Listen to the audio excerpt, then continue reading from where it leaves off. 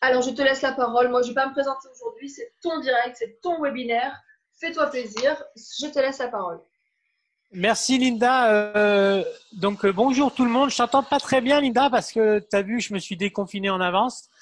J'espère qu'avec ça, vous allez vivre un bon moment. L'idée, bien sûr, c'est pas de faire une pièce de théâtre, hein, mais d'ailleurs, je vais couper je triche. Hein, j'ai mis le son du téléphone et puis j'ai mis un arrière-plan vidéo. Donc maintenant, je vais revenir dans un mode un peu plus standard et vous expliquer pourquoi j'ai fait tout ça. J'enlève les lunettes de soleil. Voilà. Et voilà, ça c'est vrai moi. Donc en fait, bien coiffé, ça va.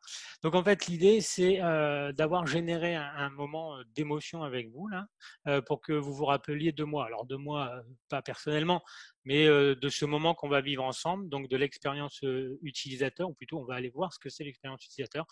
Et là, l'idée c'était que ça marque votre esprit par une émotion, puisqu'on retient les choses plus fortement avec les émotions. Donc maintenant, je vais partager mon écran. Donc ça, je vais enlever là.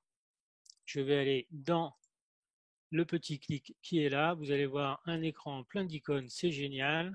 Et avant toute chose, tac, voilà. Et là, desktop. Est-ce que c'est OK? euh, Super. Bon, alors c'est OK. Donc on est parti. Donc je peux cliquer sur le premier bouton suivant. Voilà. Donc, il était une fois, ben, vous avez vu avec la photo tout en haut à gauche, j'ai fait de la concurrence à l'acteur de L'Île Fantastique dans les années 90. Je suis quelqu'un qui se prend pas forcément au sérieux, qui peut aimer les actions, les sensations fortes, parce que ça fait vivre, ça rend vivant. J'ai des amis dans la police américaine, bon, c'est pas vrai. Je peux me prendre au sérieux sur une piste de ski, mais alors je peux vous assurer que je ne sais pas skier du tout. Donc ça, l'image ne le dit pas. Je suis plutôt quelqu'un qui est proche du monde épuré, donc j'ai pas de semelle à mes chaussures quand je cours et j'ai pas de selle à mon vélo. Comme ça, au moins, je rends les choses, le contact avec l'objet plus fort. J'aime bien dessiner. J'ai repris le dessin il y a quelques années. J'aime bien les sensations, enfin fortes. Là, en fait, c'est le dépassement de soi. C'est par le sport. J'ai un ami qui m'a fait quand même courir 14 heures, alors que 4 ans auparavant, je ne courais pas. Et il m'a fait aussi plonger dans une eau à 4 degrés. Ça, c'est super. Merci à lui.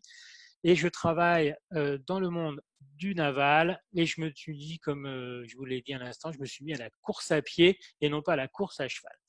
Pourquoi je vous raconte tout ça En fait, juste pour que il y ait une histoire. Il était une fois, les pros de ce monde savent l'utiliser, notamment Starbucks, qui est un des premiers exemples de l'économie dite expérientielle. C'est quoi l'économie expérientielle? C'est en fait le fait de ne pas juste vendre un produit ou un service à votre client, mais de lui vendre une histoire, de lui vendre un avant, un pendant et un après. Donc, si on prend vite fait l'exemple de Starbucks pour comprendre la suite de l'explication, en fait, quand vous arrivez dans Starbucks, donc avant de rentrer déjà, alors bien sûr, il y a l'image de marque, mais quand vous regardez le décor, il est sympa, il est cosy, il est proche de ce qu'on a à la maison ou ce qu'on aimerait avoir à la maison pour être dans un moment sympa. Donc voilà, ça c'est l'avant, on rentre. Et puis le pendant, c'est que vous faites votre commande de café. Alors là, vous avez l'impression de voyager puisque vous avez plein de cafés du monde entier avec des compositions sympathiques. Donc bon, là, il y a ce petit choix, cette petite émotion, celui-ci ou celui-là. Et puis, cette relation avec le vendeur, le serveur qui va vous préparer un café personnalisé parce qu'en plus, il va ajouter votre prénom sur un carton qui va entourer le gobelet pour pas que vous vous brûliez. Hein, c'est important. Donc là encore, on fait attention à un certain petit détail. Et puis le prénom qui est sur le carton, il semblerait, alors là, vrai ou pas vrai, mais chacun fera ses recherches, il semblerait qu'il soit mal orthographié volontairement pour finalement faire une interaction. Tiens, pourquoi il s'est trompé? Et puis voilà, on met le sourire et la communication. Mais c'est pas tout. Vous partez avec votre café dans les mains et vous allez devant un stand et c'est vous qui terminez votre café. Vous mettez le chocolat en poudre, vous mettez le sucre, la cannelle, enfin, vous le terminez. Donc en fait, vous avez l'impression d'avoir participé. Alors moi, je suis heureux, hein, mettre juste du chocolat en poudre quand même. Ben, j'ai l'impression d'avoir participé à la création de mon café. C'est mon café. Et là, ensuite, on peut aller dans l'environnement un peu plus cosy. Donc maintenant, on voit grossièrement ce qu'est enfin, une expérience utilisateur. On voit qu'il y a toute une histoire à raconter, hein, et c'est pas juste je vends un produit. Donc, allons dans le vif du sujet. 3 heures. 3 heures, en fait, c'est le temps qu'aujourd'hui on passe, nous, respectivement, à peu près en moyenne, sur nos téléphones mobiles. C'est pas encore le temps d'écran, mais c'est 3 heures par jour. Hein. C'est pas le temps d'écran, mais c'est un temps sur le mobile qui est considéré comme à peu près non extensible, à peu près. Mais pour autant, c'est pas mal, hein, par jour. Donc tout le monde se bat pour essayer de prendre de la place dans ces 3 heures. Et du coup, l'utilisateur, lui, va gérer de manière très rapide son temps sur les 3 heures. À la moindre insatisfaction, il va zapper, on le verra hein, tout à l'heure, il va zapper d'applications, il va zapper de sujets. Hein, puisque nos taux d'attention en plus sont nettement diminués depuis une dizaine d'années. On est passé, je crois, d'environ peut-être 3 minutes de mémoire à plutôt 45 secondes. Le rapport est à peu près là. Ça veut dire le temps où notre cerveau ne switche pas, parce que notre cerveau switch en permanence. Cette photo a été prise personnellement en Corée du Sud lors d'une formation pour un client. Et je pense que maintenant à Paris, dans le métro, on doit être à peu près pareil. Alors plus maintenant, il n'y a plus personne dans le métro, mais on doit être à peu près pareil. Allons voir un peu tout ça de plus près. Donc, allons dans nos dictionnaires voir les définitions de l'expérience utilisateur. Voilà, vous avez en tout cas ici à peu près le lien de cette entrée en scène avec les vagues, etc. C'est que l'expérience utilisateur, alors je vais basculer un peu les vignettes. L'expérience utilisateur, c'est voilà, les vignettes seront ici. L'expérience utilisateur, c'est donc l'art de générer des émotions positives lorsqu'on utilise un produit. Ça veut dire qu'en fait, vous avez votre produit, mais en plus, si vous créez une émotion positive à l'utilisation de celui-ci, au-delà juste de la vente, l'utilisateur va se sentir bien. Et quand l'utilisateur se sent bien, alors bien sûr, on peut vendre plus, hein, mais l'idée, c'est pas forcément vendre plus pour vendre plus, c'est vendre mieux. Ça veut dire vous créez un lien de fidélité avec votre client. Il est plus finalement qu'un client, il est partenaire quelque part. Parce qu'en plus, on verra, il va vous aider à aller plus loin dans cette expérience. Ah oui, mais forcément, hein, changer les clics, voilà. Donc, ce qui est important de savoir, c'est que cette expérience ne se joue pas que au moment du produit. On l'a vu tout à l'heure, il y a l'avant-vente, au moment de la prospection, il y a une expérience, pendant la vente, pendant la consommation. Et aujourd'hui, on travaille même à générer une expérience positive au moment où le client vous quitte. Voilà, il se peut qu'il ait plus besoin de votre produit, qu'il ait trouvé un autre produit ou qu'il ait eu quelques soucis même. Hein, mais on va aujourd'hui faire attention à ce que même cette séparation se passe bien pour que ça laisse un bon souvenir dans sa tête et qu'il parle bien de vous et voire même qu'il revienne plus tard. Donc, ce n'est pas que le produit. Hein, ça va être les interactions que l'on a également avec le service après-vente, parce qu'un produit qui fonctionne plus, ça arrive. C'est pas parce que vous avez fait une étude d'obsolescence programmée. Ça arrive, c'est comme ça. Ben, si vous gérez bien votre relation avec le client à ce moment-là, du SAV, il oubliera que ça fonctionne pas. Je me souviens une fois avec un problème avec mon ordinateur Apple, je voulais le reformater et je savais pas qu'il fallait le câble Ethernet plutôt que le Wi-Fi parce que sinon, bon bref, ça ne marchait pas bien. Et j'étais très très agacé et j'ai écrit sur Twitter en disant Apple, je comprends pas, les pros de l'ergonomie, j'arrive pas à me remettre mon PC en marche, etc. Ils ont répondu dans la minute quasiment. Et ils m'ont appelé, on peut vous appeler, on peut vous aider. Et en fait, du coup, j'en ai oublié mon agacement, voire même, je ne sais plus si je l'ai fait, mais j'aurais pu, et je le ferai aujourd'hui, en faisant un autre tweet, un contre-tweet, qui dirait, waouh, finalement, ils ont été très forts. Donc, même le moment difficile, finalement, il faut le gérer comme une information qui va permettre d'améliorer le produit et le service. Donc, une expérience utilisateur au niveau du produit, au niveau de vos interactions. Donc, on verra plus que tout à l'heure. Moi, je suis plus dans le côté digital. Donc, ça peut être le site internet, la newsletter, votre site de support après-vente, etc. Alors, pourquoi on gère ou pourquoi on cherche à faire une bonne expérience utilisateur? Parce qu'en fait, on est naturellement programmé à chercher les moments qui nous font du bien. On ne veut pas être expert d'un produit ou d'un logiciel. On ne veut pas être expert de vente privée. On ne veut pas être expert de SNCF.com. Tout ça, non. Même d'une tondeuse ou d'un Karcher ou tout autre produit. En fait, notre intérieur, notre fondement, c'est de chercher ce qui nous fait du bien en permanence. Donc d'ailleurs, on oublie les moments difficiles. Euh, et oui, on oublie les moments difficiles de manière naturelle. Tout doucement, ils se feutrent. Voilà. Donc on cherche du bien pour des choses simples, hein, manger, etc.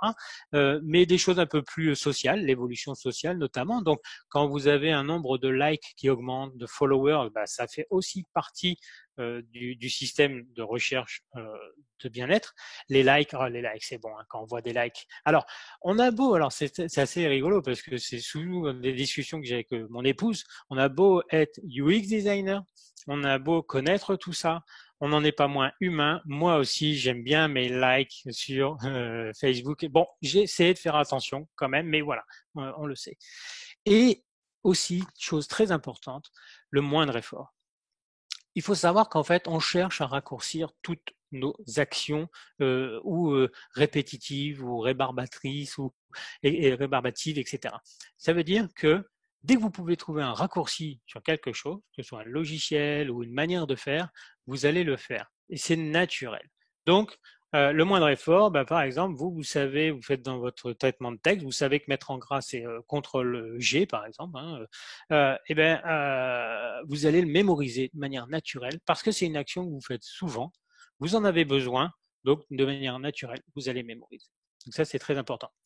On verra que ce qui est gênant, c'est que certains, c'est CTRL-G pour gras et d'autres, c'est CTRL-B pour bold. Et là, on commence à demander au cerveau de jongler. Et ça, c'est typiquement l'exemple d'une mauvaise expérience utilisateur. Donc, ne sous-estimez pas la recherche de dopamine du cerveau de vos clients, mais le vôtre aussi, parce que si votre client est heureux, vous êtes heureux. Et c'est un cercle vertueux. Hop, hop, hop. Alors, des retours sur investissement. On se pose souvent la question, combien coûte la UX? Et finalement, j'arrive pas à répondre à cette question. On me la pose, mes supérieurs me la posent. Alors, combien va coûter la création d'un écran? Ok, à peu près. Mais globalement, combien ce financier, directeur financier vient ou votre associé, combien ça va coûter? Et là, en fait, c'est peut-être qu'on se pose mal la question. Parce que si on ne sait pas combien vraiment coûte la UX de faire les choses bien, les choses de qualité, qui créent une relation, une bonne émotion, une bonne relation avec votre client. Par contre, on va voir très rapidement ce que coûte une mauvaise UX, un mauvais design. Et ça, c'est donc typiquement une phrase du PDG de Jaguar qui est plutôt pas mal. C'est posons-nous la question. Et si on ne met pas tout ça en place, si on n'est pas UX, si on ne crée pas de la UX de manière naturelle, si je fais juste un produit pour faire un produit, je ne fais pas attention à son design, je ne fais pas attention à son utilisabilité, je ne fais pas attention à sa livraison. Je livre dans un carton, comme on dirait, ni fait ni à faire. Tout ça va avoir un coût parce que d'abord, ça va générer une insatisfaction client et petit à petit, vous allez devoir réparer les choses. Alors, ça ne veut pas dire que vous pouvez adresser tout de suite parce qu'en effet, il va falloir y aller étape par étape. Mais ce que vous le faites, les petits pas que vous faites, faites-les le mieux possible tout de suite, même s'ils sont en prototype, mais pas en bâclé. Et on verra que on arrive avec la théorie des petits pas à faire des choses assez sympas. Un exemple de mauvais design, fabuleux, ça parle de lui-même. Voilà, donc le designer, donc en théorie, moi je suis à gauche, hein, le designer, Mais bon, j'espère que je suis pas vraiment comme ça, parce que ça voudrait dire que j'ai pas étudié mes utilisateurs. Donc le designer, donc là, designer architecte, il dit voilà, bah, le chemin va être comme ça. Alors déjà, on voit bien que les angles droits dans notre tête, on n'est pas angle droit dans notre tête. Hein. Donc bah, l'utilisateur, voilà, va se faire son chemin. Et ça, on le voit partout. Là, maintenant que vous avez vu cette image, vous allez voir ce genre de chemin partout. Et ben voilà, mais comment on récupère ça? Je pense que ça va coûter très cher. Est-ce qu'il faut enlever les pavés? Est-ce que l'herbe ne repoussera plus ici? Mettre des panneaux, ne pas traverser l'herbe, ouais, super, mais donc on crée une mauvaise expérience. D'abord, voilà, hein, les Français. Et en plus, on crée une mauvaise expérience parce que vous mettez une interdiction. Si vous mettez une interdiction, vous créez une mauvaise expérience puisque vous n'accompagnez pas l'utilisateur. Donc, l'idée, c'est comment il aurait pu faire le designer? Ben, je pense que le designer aurait pu aller voir déjà d'autres exemples. Il aurait bien vu que les utilisateurs font des raccourcis. Et puis, après, il aurait pu aussi interroger les utilisateurs en faisant des simulations, par exemple. Hein, aujourd'hui, en plus, on a pas mal d'outils 3D, d'outils virtuels pour faire ce genre de simulation.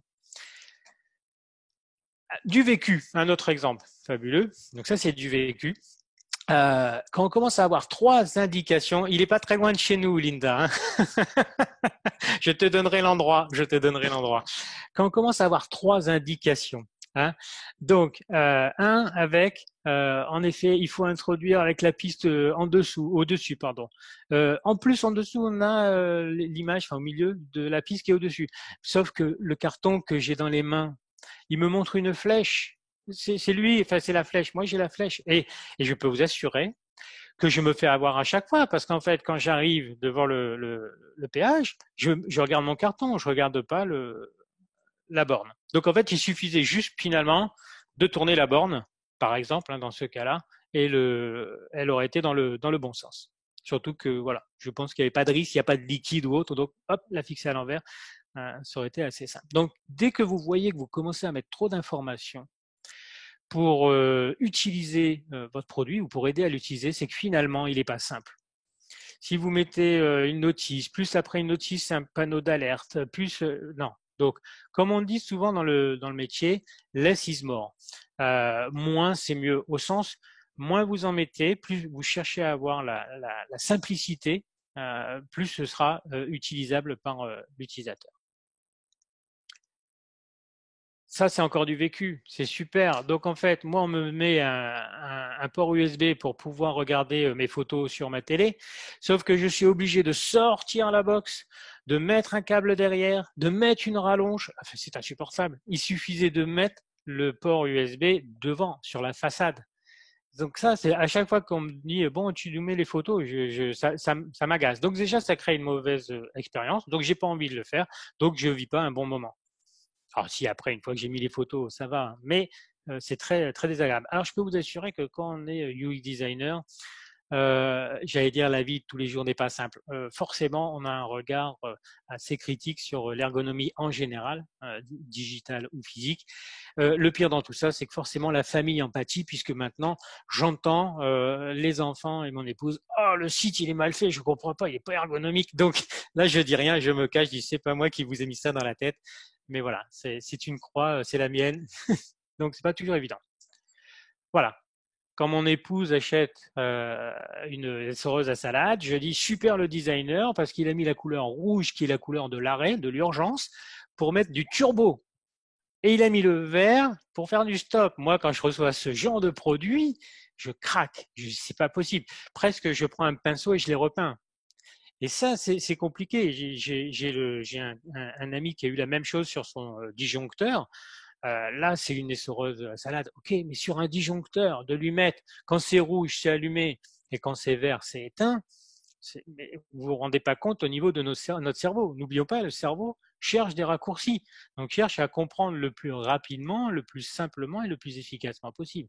Donc, dans un design digital, mais même physique, on le voit bien, il faut juste respecter les codes. C'est-à-dire que vous pouvez avoir un produit innovant avec de nouvelles fonctionnalités, pas de souci. Maintenant, s'il utilise des fonctionnalités qui sont standards, utiliser les standards, puisqu'ils ont déjà appris des choses, les utilisateurs, sur d'autres sites. Il y a ça me fait penser à une expression d'un des plus grands maîtres de la UX digitale qui dit n'oubliez pas que vos utilisateurs passent la majorité du temps sur d'autres sites que le vôtre. En fait, quand ils sont sur le vôtre, bien sûr, ok, ils sont focalisés. Mais le reste du temps, ils sont sur d'autres sites. Donc, ils vont apprendre plein de choses, on le verra tout à l'heure, sur des placements d'objets, sur des interactions. Ne réinventez pas la Lune, ça existe. Copiez, on en parlait sur d'autres webinaires. Copiez, inspirez-vous, améliorez certaines choses, mais n'allez pas à l'encontre du mouvement. Ah, un exemple fabuleux. Alors, quand j'entends oui, mais le client s'est trompé, et combien de fois je l'entends oui, mais le client il fait exprès, il fait pas attention, et c'est pas possible. Il faut changer vraiment son regard sur ça. C'est le client ne s'est pas trompé. Alors bien sûr, il peut y en avoir un parmi, mais encore, il faut l'écouter. Pourquoi? J'ai eu une fois sur un écran, j'avais fait un trait pour dire bon, ben, c'est la fin du texte. C'était un écran où j'avais un texte un peu littéraire de maintenance, et il y avait un trait avec marqué, je crois, fin, ou quelque chose comme ça. Oui, fin et trait. Et en fait, l'utilisateur cliquait sur la trait. Je n'ai pas compris. Pourquoi je dis mince, c'est juste la fin du texte. Pourquoi il clique? Alors sur le coup, je me suis dit bon, oui, ok, lui en particulier, pourquoi pas. Bon, et un deuxième utilisateur a essayé de cliquer sur fin, sur le trait. Et en fait, je m'étais rendu compte que notamment Google avait changé toutes les zones de saisie qui étaient des rectangles en des simples lignes. Alors, bien ou pas bien, c'est un autre débat. Personnellement, je trouve que c'est pas bien parce que l'indice de saisie, il n'est pas clair. Mais puisque du coup, maintenant, tous les utilisateurs vont cliquer sur des traits. Mais voilà, c'est comme ça. Donc, ça veut dire qu'il faut peut-être que le trait soit en pointillé. Comme ça, au moins, c'est pas comme les traits de saisie. Là où je veux en venir, quand on voit un tel exemple magnifique, bien sûr que le 1, c'est le plus petit nombre. Bien sûr, moi, j'aurais même mis 10 sur 5 ou 20 sur 10 à cet enfant parce que finalement, il m'a montré un chemin d'erreur. Dire, ah bah oui, mais non, c'est le 39 ou le 42. Bon, bref, il aurait peut-être fallu juste nommer A, B, C pour les lettres, pour les exercices. Donc, surtout, regardez pourquoi votre client n'arrive pas à l'utiliser. Ça peut faire mal, ça peut faire bizarre. Ah mince, j'ai travaillé longtemps, je comprends pas. Mais ne résistez pas plus que ça. Vous le prenez l'émotion, ok, et une fois que c'est fait, ben ah d'accord, ah oui finalement, il peut voir les choses autrement. On dit à moitié vide, à moitié plein, vue optimiste, vue pessimiste, pas du tout, juste vue différente. Si moi je regarde le verre d'en haut, je peux vous dire, je vois juste qu'un cercle. Je vois même ni s'il est rempli ou vide, je vois juste un cercle. Donc écoutez vraiment vos clients, c'est vraiment très très important. En principe, vous l'avez vu. Alors, on le voit peut-être un peu moins sur l'écran parce qu'on est en visio, mais en principe, vous l'avez vu, ce bonhomme différent. Mais oui, vous l'avez vu, parce qu'en fait, nous sommes naturellement constitués pour voir les petits détails, pour voir les choses qui ne sont pas alignées. Alors moi, je suis plutôt dans le dessin, dans les choses rondes, etc. Donc, je suis plutôt, on va dire, pas forcément structuré sur certains sujets, sauf sauf sur les dessins, sauf sur les écrans. Parce que je sais très bien que si je n'aligne pas mes zones de saisie, l'utilisateur va perdre le contact avec ce que je veux lui montrer et il va rester sur un blocage purement visuel. C'est la faute d'orthographe dans un texte où vous bloquez dessus et vous avez perdu tout le contenu. Alors oui, bah du coup, si on peut éviter de faire la faute d'orthographe, il faut essayer de le faire parce que sinon, on risque de perdre l'utilisateur. Donc là, oui, nous sommes attirés par ce genre de petits détails. On peut pas se battre contre ça. Ça nous vient de notre cerveau primitif de survie, de voir l'animal qui est caché dans la forêt. Donc voilà, c'est ainsi. Donc prenez-le en compte, c'est vraiment important. Maintenant, on va faire un live breaking news pour voir un peu dans la vraie vie, sur l'Internet. Finalement, c'est quoi une bad UX? Je vais prendre que 2 exemples qui seront déjà bien parlants, je pense. Alors, en principe, vous voyez toujours un écran. Voilà. Vous voyez, c'est bon? Vous voyez? Non? Vous voyez pas d'écran? Ah, Google, ok. Donc, on va aller sur Auchan d'abord. Ça va? C'est bon? Tu fais signe, Linda? C'est cool? Ok. Donc, je vais sur Auchan et je dis, ben moi, je veux aujourd'hui acheter des yaourts. Tiens, alors je vais acheter des yaourts. Voilà. Hop. Ah, super, des yaourts. Voilà. Ah, c'est génial. Ok. Ouais, j'ai des yaourts. Bon, ok, il cherche. Alors, on m'affiche pas des yaourts, donc déjà, bon, ok, pourquoi pas. Et ah bah oui, parce qu'il n'y a aucun yaourt. Bon, c'est pas grave. Mais vous avez compris, vous allez comprendre le problème. C'est que ici, il m'a effacé. Alors, on pourrait prendre lit, hein, ça marcherait aussi. Il m'a effacé mon mot. C'est-à-dire que si je veux mettre superposé, j'ai plus le lit. Alors, je dois retaper lit, superposé. Ça, typiquement, c'est insupportable. Vous demandez à votre utilisateur de devenir un expert de votre logiciel. Voilà, bad mood. Vous demandez à un utilisateur de devenir expert de votre logiciel. N'oublions pas que l'informatique est là pour aider. Donc, tout ce qu'elle peut enregistrer, mémoriser. Alors, certains vont dire, oui, mais on rend bêtes les utilisateurs. On les rend pas bêtes. On leur facilite la vie. On n'est pas là pour leur apprendre à être expert. Moi, je vois sur des discussions que j'ai avec des développeurs, oui, mais il va changer le formulaire, on va lui demander d'enregistrer. Comment ça, tu vas lui demander d'enregistrer?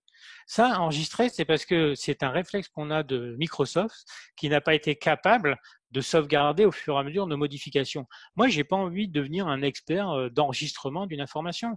L'ordinateur est capable de le faire. Et si vous utilisez Apple, par exemple, votre Apple crash, le lendemain, vous l'ouvrez, vous avez toutes les fenêtres aux bons endroits, aux mêmes endroits, y compris les documents que vous n'avez pas sauvegardés. Bien sûr qu'il a sauvegardé, c'est son métier au logiciel. Donc là, voilà, bah maintenant je suis obligé de retaper lit superposé, ok. Et si je veux mettre enfant, ah ben voilà, j'ai encore perdu. Donc lit superposé enfant. Donc ça devient insupportable. Donc ça, c'est vraiment très important. Là, on vit une expérience utilisateur sympa. Ça, voilà, on sent que vente privée est habitué au truc. Bon, très mal fait sur la police qui se chevauche. Hein, j'arrive pas à lire mon nom, mais bon, c'est pas grave. Voilà. Mais le sujet, il est pas là. Là, ok, je suis prêt. Hein, vous voyez déjà, c'est sympa. Il y a une orange, c'est l'été. On parle de sport, apparemment avec le ballon de basket. Moi, je trouve ça super. Et puis, bon, bah, je vais aller acheter. Ah bah tiens, ouais, allez, je vais acheter. Hop, un petit truc de sport, on va aller chez les hommes, voilà, sweet, bon, génial. Alors je scrolle, et je dis, ah bah celui-là il est pas mal. Je ne sais pas si j'ai des bons goûts, hein, c'est pas mon métier d'avoir des bons goûts dans, dans les fringues, c'est plutôt mon épouse.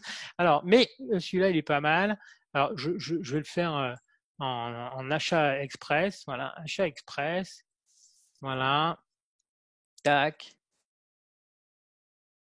ajouter au panier, génial. Ah, je vais aller voir mon panier. Ah, tiens, allons voir le panier. Voilà. Voilà. Ok. Ah, super. Bon, bah, très bien. C'est bien celui-là. Bon, hein, ok. Bon, je retourne au shopping. Retourne au shopping. Tac. Ah non, il a perdu où j'étais. J'étais où? J'étais dans quel rayon? Je sais plus. Ah non, il faut que je rescrolle. Eh, c'est reparti. Je rescrolle. Alors, je peux vous assurer que ça, je l'entends dans la maison. Eh, c'est reparti, je rescrolle. Donc, ça, typiquement, on le disait tout à l'heure, il faut sauvegarder. C'est un exemple. Sauvegarder, bad mood encore, c'est un exemple. Il faut sauvegarder les recherches, il faut sauvegarder un certain nombre de choses. Alors, bien sûr, on n'est pas tous techniciens sur le domaine, mais les développeurs savent le faire, c'est leur métier. Et ça, c'est important de s'assurer que ce genre de choses ne se reproduisent pas sur votre site. Alors, revenons sur donc, tac. Voilà. Et là, play. Parfait. Du direct. Pas eu de trop de crash pour le direct. C'est pas mal. Alors, voilà. Quelques chiffres. Quelques chiffres. Il faut savoir que la moitié des clients donc, ne font pas confiance aux produits. Donc votre métier, si vous n'êtes pas dans le digital, vous avez un produit physique, que ce soit de la broderie, de la poterie ou autre, peut-être un produit un peu plus mécanique qui apporte d'autres services. Il faut savoir que les clients ne font pas attention à votre produit ou risquent de ne plus faire confiance à votre produit s'ils ont une mauvaise expérience digitale. Donc en fait, s'ils ont une mauvaise expérience, c'est ce qui est autour du produit. Donc, c'est important de ne pas négliger. Et c'est pas faux parce que imaginez-vous dans la situation je sais pas moi, de constructeur automobile, par exemple, qui vend les mérites de sa voiture, batterie énergétique, etc., mais qu'on n'arrive pas à cliquer sur le site. Vous allez dire, bah, ils sont pas capables. Alors, ils font une voiture super moderne, environnementale, et ils sont pas capables de faire un site. Non, ça c'est louche, c'est louche. Donc forcément, vous impactez vos ventes, vous impactez votre relation avec vos clients. La UX, donc l'expérience utilisateur, user experience, le U de user et X de expérience, n'est pas que ce que l'on voit, n'est pas qu'un bouton bien placé, la zone de recherche toujours en haut à droite, hein, par exemple, pour citer l'exemple de la cohérence. Ça peut être aussi des choses que l'on ne voit pas. Donc des choses, par exemple, qui ont attrait dans cet exemple à la performance de l'outil. Si vous attendez, et je l'entends râler, j'avoue que je me délecte de petits messages, ça affiche pas, c'est long, etc. Parce que je vois bien l'énervement, l'agacement que ça crée. Donc, oui, vous devez aussi vous assurer que votre site fonctionne correctement. Il peut être beau, il peut être utilisable, il peut être super ergonomique. S'il met plus de 3 secondes à s'afficher, vous avez perdu vos clients. Donc, faites attention à ce qui n'est pas forcément visible. Donc, comme on le voit bien, votre digital impacte énormément votre produit. On ne peut pas aujourd'hui faire fi du digital. C'est quasi impossible. Donc, quelques bénéfices de la gestion de l'expérience utilisateur. On le voit bien, ça améliore la satisfaction client parce qu'en fait, tout est cohérent. Vous vendez un produit de qualité, vous lui créez une expérience de qualité, une expérience digitale de qualité. Forcément, sa satisfaction augmente. Et si la satisfaction augmente, forcément, il en parlera autour de lui. Donc forcément, vous aurez un impact sur le nombre de vos clients. Évidemment, de manière purement mathématique, sur votre chiffre d'affaires, c'est évident. Sur des sujets qui vont être plus physiques, alors soit création d'un logiciel, mais création d'une machine. On pourrait prendre l'exemple d'un masque en ce moment avec le Covid.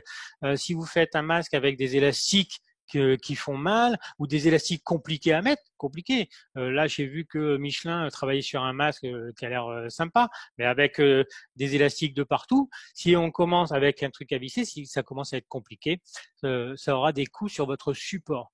Donc, la simplicité et la bonne expérience utilisateur diminuera beaucoup de support et diminuera beaucoup de formation. C'est vrai surtout dans les logiciels. Si vous voulez faire trop de choses dans les logiciels ou les produits physiques, trop compliqués, vous allez devoir mettre en place de la formation et pas de la formation pour juste aider l'utilisateur à grandir. C'est en fait pour masquer votre complexité finalement. Donc, la simplicité aura forcément des avantages sur votre business. Alors, maintenant, si on se pose un peu la question de comment fait-on, on a quelques outils plus ou moins complets. On n'est pas obligé de tous les utiliser. Hein, on dégrossit un peu le périmètre là. Le plus important, par contre, ça c'est l'outil à ne pas oublier, c'est que c'est une démarche qui est centrée sur l'utilisateur. L'expérience utilisateur, c'est vraiment lui. On répète et on répète aux designers en permanence, vous n'êtes pas l'utilisateur. Bien sûr, on a des idées, bien sûr, on a des connaissances, les normes par ici, les standards par là, etc. Mais très vite, on va voir qu'il faut qu'on mette le sujet, le projet dans les mains de l'utilisateur parce que c'est lui qui va l'utiliser, c'est pas nous. Même si on est convaincu que notre produit répond à un besoin, c'est lui qui l'utilisera au quotidien et pas avec notre manière de faire, mais avec la sienne. Donc ça, c'est vraiment c'est l'outil à ne pas oublier, c'est la démarche centrée utilisateur. Quelques outils que vous avez peut-être déjà en plus présenté Linda, qui sont assez utilisés dans cette relation avec le client. Donc, c'est pas que des outils du UX design, ça peut aussi venir de la vente, mais on les utilise dans l'expérience utilisateur, le design d'expérience utilisateur. On va avoir le persona. On doit non pas vendre à X, mais bien vendre à Jean ou à Joséphine. On doit avoir comme on le disait avec David lors du webinaire de la semaine dernière, quand on travaille sur le produit, on doit imaginer le client qui est à côté de nous. Il est là, pas pour nous surveiller, mais pour dire ah ben c'est à lui que je fabrique, c'est pour lui que je fabrique l'outil.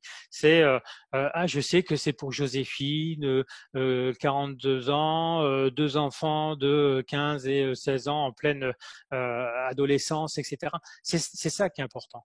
Parce que vous n'avez pas tous les clients. Vous ne pouvez pas, si, comme on dit souvent, si tous les clients sont vos clients, vous n'avez pas de clients. Bien sûr, vous avez une partie des clients et vous ne pouvez pas satisfaire tout le monde. Il faut l'accepter, c'est ainsi. Et en plus, ceux qui viennent chez vous, finalement, c'est ceux qui correspondent le plus à votre produit. Mais vous devez, voilà, en permanence, l'imaginer vraiment humainement. Bon là, d'ailleurs, mon avatar n'est pas bon. Je devrais avoir une photo, une vraie photo, pour rendre la relation encore plus humaine. Donc, je n'ai pas une relation avec mon produit, mais j'ai une relation avec mon client et je fabrique le produit qui est le liant. Donc, mon utilisateur ou mon client est une personne de tel âge, telle profession qui veut faire telle ou telle chose. Donc là, dans cet exemple, puisque c'est l'utilisation d'une documentation technique, lui, il veut juste rester le temps qu'il faut sur la doc et après, il veut aller faire sa maintenance. Et là où Facebook va, par exemple, faire en sorte que vous restiez scotché, nous, dans notre métier, ici, dans cette situation, puisque il ne faut pas oublier que l'expérience utilisateur, c'est un utilisateur avec un produit dans un environnement. Donc, ce triptyque, Linda le connaît avec une autre métaphore. Voilà, exactement. C'est toujours la même chose. C'est-à-dire que si je donne ce produit à ce client dans un environnement stressant, il pourrait ne pas l'accepter, il pourrait avoir une mauvaise relation. Alors que si je lui donne dans un environnement non stressant, il va accepter l'outil. Donc, c'est toujours ce triptyque qui doit être pris en compte. Donc là, en l'occurrence, la doc, il veut juste la lire et aller faire son business. Son business, c'est réparer des avions, réparer des bateaux, réparer des voitures. Par exemple, dans ce cas-là, oui. Et du coup, il veut pas rester scotché. Il veut pas perdre du temps à cliquer, chercher, etc. Il veut juste l'info au bon moment et tout de suite aller faire son boulot. Alors, un outil très, très important parce qu'en fait, il permet de mettre en évidence les points rouges ou les points noirs au-delà du produit.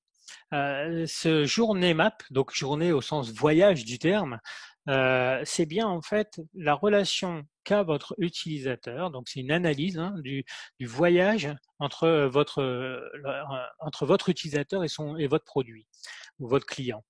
Et on se rend compte qu'il y a des moments où finalement il n'est pas avec vous, mais il est déjà énervé. Donc quand il va arriver chez vous, ah mince, il va être un peu plus énervé. On voit bien, donc là c'est le départ d'une demoiselle qui, en rouge, en haut à gauche, peut-être s'en va, fait ses adieux, voilà, pour une mission importante ou un voyage long. Bon, elle est énervée, le tapis, il faut qu'elle attende des heures sur le tapis pour récupérer sa valise. Elle ne sait pas bien quel est le tapis dans l'aérogare. Et puis là, elle fait la queue pour avoir son billet. Donc, c'est Bart, la compagnie de tramway, qui a fait cet exercice. Elle fait la queue pour avoir son billet pour prendre le tramway. Et c'est long. Et là, elle est encore énervée. Alors, bon, ok. Après, elle va donc dans le tramway alors, elle s'endort. Bon, voilà, on voit bien la bande dessinée. Donc, et à la fin, elle est verte. Voilà, elle est contente parce que elle met enfin sa valise dans le taxi. Et elle va arriver à son hôtel ou à son futur appartement.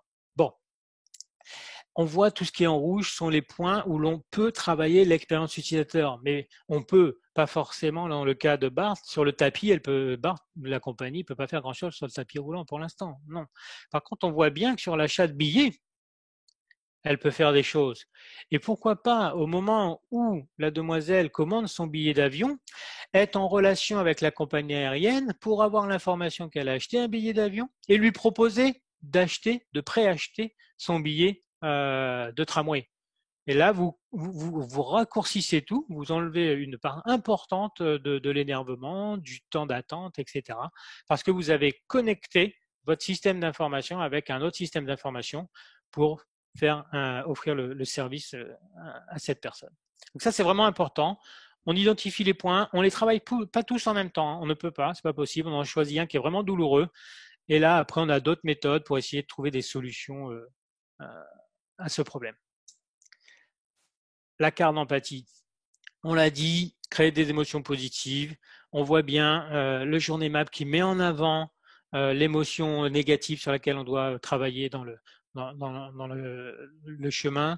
On a vu aussi j'ai perdu. On a vu quoi? Voilà, le persona qui est bien l'humanisation de votre relation avec votre client.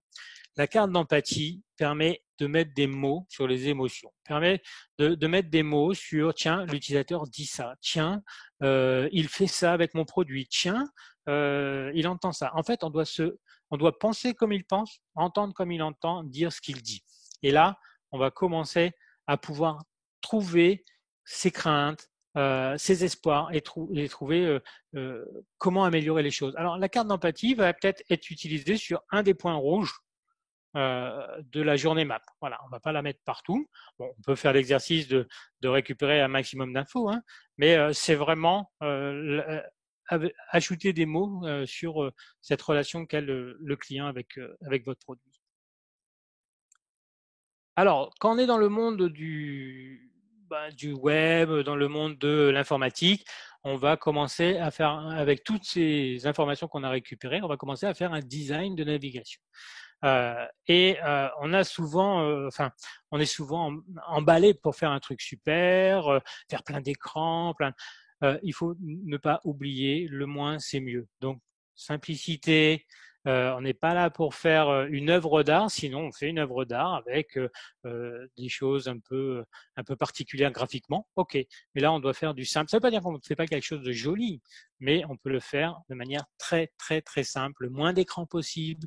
On va avoir le tunnel de vente, on appelle ça, qui doit être le plus facile, le plus agréable, le plus rapide possible, parce que n'oublions pas que le cerveau switch, et si il ne clique pas l'utilisateur sur le bouton acheter, la vente peut être perdue. Alors, ça, ce sont des sujets qui sont très, très étudiés par des compagnies comme Amazon, hein, puisqu'ils sont sur la quantité. Bon, vous aussi, vous pouvez être sur la quantité, hein, mais il faut savoir que ce tunnel de vente, quand vous êtes sur l'écran, ne sous-estimez pas leur puissance. Ils sont accompagnés de beaucoup de psychologues, de cogniticiens pour faire en sorte de vous faire cliquer le plus rapidement possible sans interrompre ce tunnel de vente.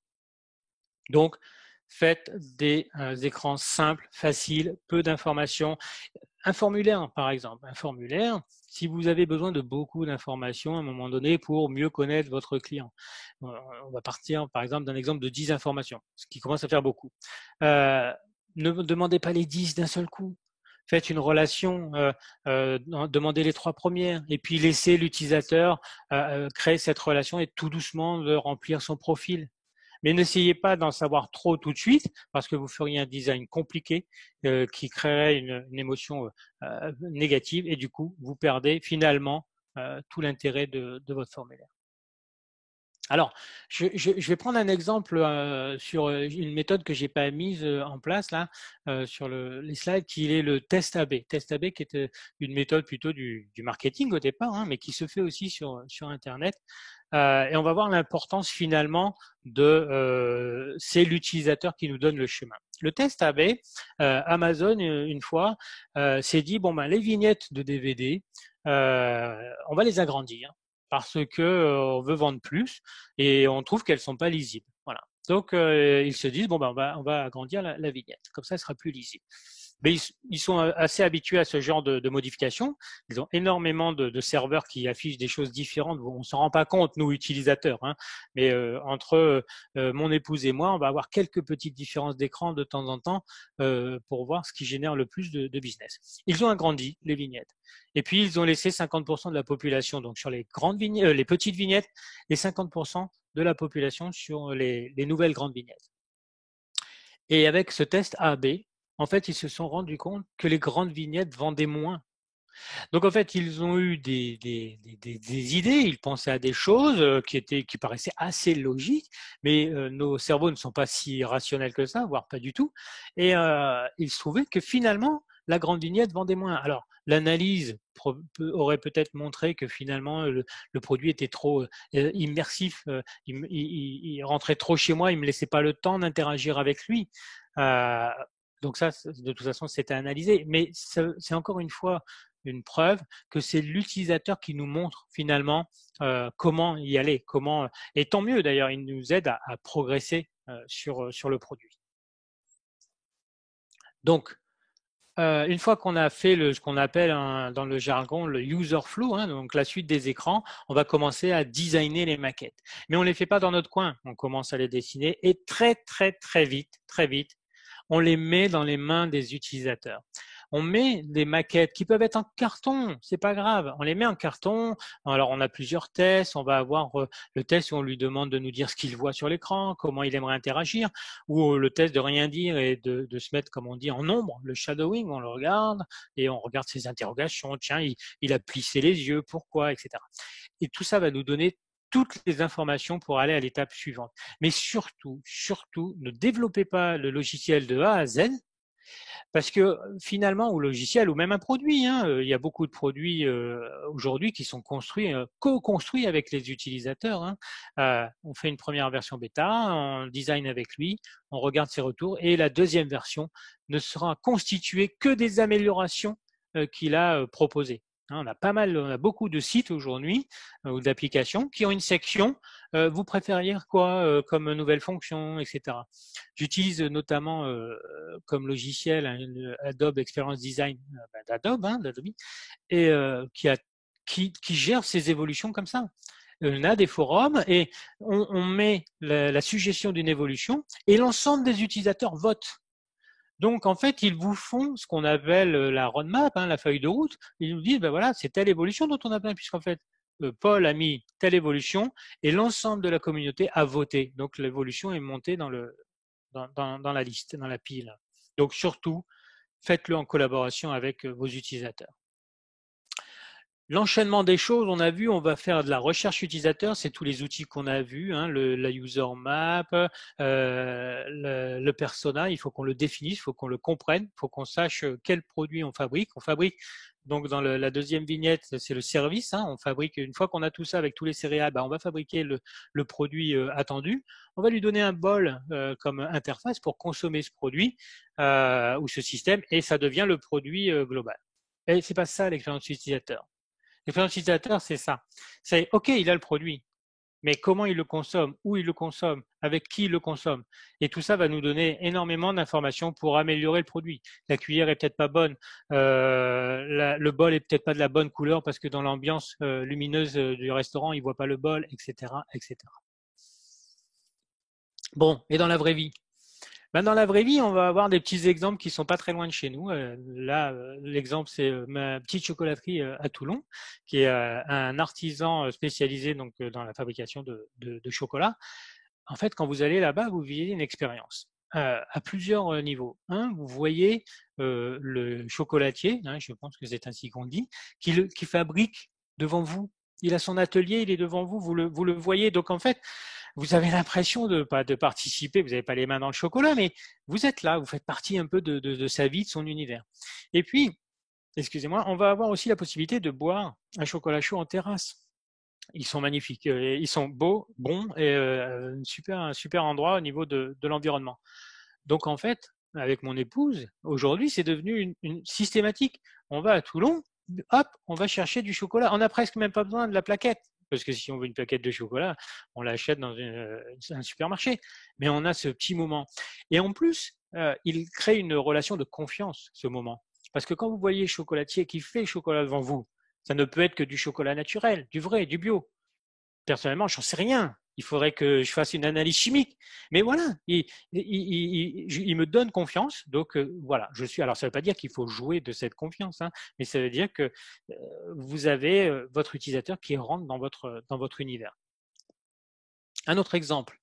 Alors, on voit un peu moins l'image, encore que ça va. Pareil, donc la miellerie de l'Oratoire, qui est pas loin de chez nous, quand j'y vais, c'est pas juste pour acheter un pot de miel. Alors, bien sûr, il est bon, mais je pourrais avoir du miel bio sur le marché. Si je veux, je vais sur un marché et j'ai du miel bio. Mais là, il y a une petite ambiance sympa. Je peux aller. Alors, on a une ruche, on voit les abeilles à l'intérieur du magasin, du petit magasin d'ailleurs. On a un rack avec une vitre et on voit les abeilles qui bougent. On peut aller visiter la fabrication du miel. On sent que la personne est passionnée par ce qu'elle fabrique. Donc, on y va plus que pour le miel. Le miel n'est qu'une excuse finalement. Ça nous permet de faire une petite sortie nature. Et le dernier exemple dans la région, un exemple, je suis heureux, enfin oui, auquel j'ai participé et j'en suis heureux, c'est Charlemagne. Charlemagne est une librairie.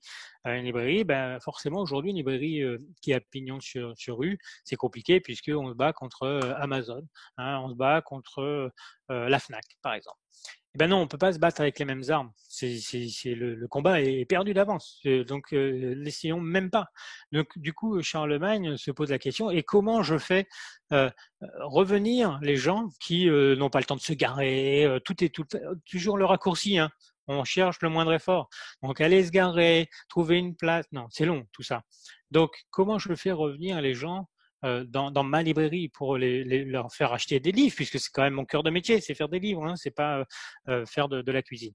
Et là, on fait ce qu'on appelle une méthode du design thinking. On pourrait le voir dans un autre webinaire. C'est une bonne idée, Linda, peut-être le design thinking. Et là, on se dit, on explose les idées et on regarde ce qui marche pas, pourquoi les gens vont à tel endroit. Et on parle du Starbucks Café notamment. Hein.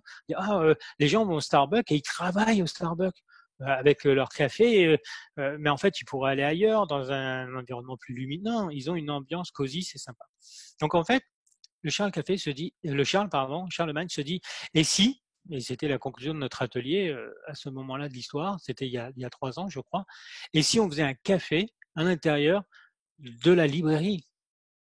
Et là, ils ont fabriqué, le projet a été validé dans 2 Charlemagne de la région. Ils ont fait un café à l'étage avec une ambiance super sympa, super cosy. On voit bien d'ailleurs les dessins à la craie qui sont faits sur le mur. C'est une vraie photo du Charles Café. Hein. Et là, c'est pareil avec mon épouse. Quand on amène mon garçon faire ses cours de maths, et ben hop, on va au Charles Café et on regarde nos bouquins. Bah celui-là a l'air sympa, on prend un café en même temps qu'on les feuillette, bah oui, on les prend, et hop, voilà. Parce qu'en plus, du coup, on a créé un lien différent avec le livre, on n'a pas juste pris le livre dans un rayon.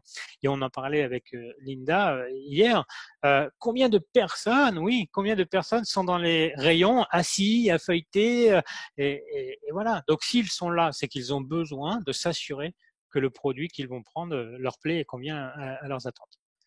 Voilà. Donc, je crois que ça amène à la fin, à la fin des slides et bien sûr au début des questions-réponses, j'espère. Ben merci parce que c'était génial. Tu as pas mal rajouté par rapport à ce qu'on avait parlé. C'est génial. Non, mais c'est top. Je voulais que tu aies un peu de surprise. C'est bien. Et j'ai failli justement prendre la parole. Moi, je suis la première à m'asseoir à la FNAC parce que la FNAC est juste à côté d'où je donne mes cours à l'université en fait. Hein. Et s'ils avaient parce que je suis assise dans le rayon en fait, parce que j'ai besoin de regarder les livres avant vraiment de les acheter ou de me dire oui ou non. Je vous avais tous montré celui-là. Quand j'avais fait un donné du sens, je l'ai trouvé j'ai toujours 20 livres, je les regarde tous assis par terre. Et si, en fait, je vais aller à Charlemagne, clairement. Parce que si Exactement. on prend un café. Donc ça, c'est tout à fait typique. On regarde l'utilisateur et on fait par rapport à ce qu'il attend, quoi. Donc, super, merci en tout cas. Donc, peut-être arrêter ton partage temporairement. Tout à fait, voilà.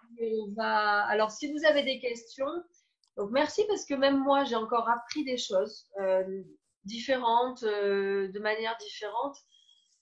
Je fais juste un débrief le temps que les questions arrivent. Tu l'as dit au départ, la dopamine dans le cerveau. C'est très important, c'est très très important. Et pourquoi vous venez au direct le matin? Bon, d'accord, c'est pour l'info, on est d'accord. On est d'accord, c'est qu'on vous donne des infos concrètes.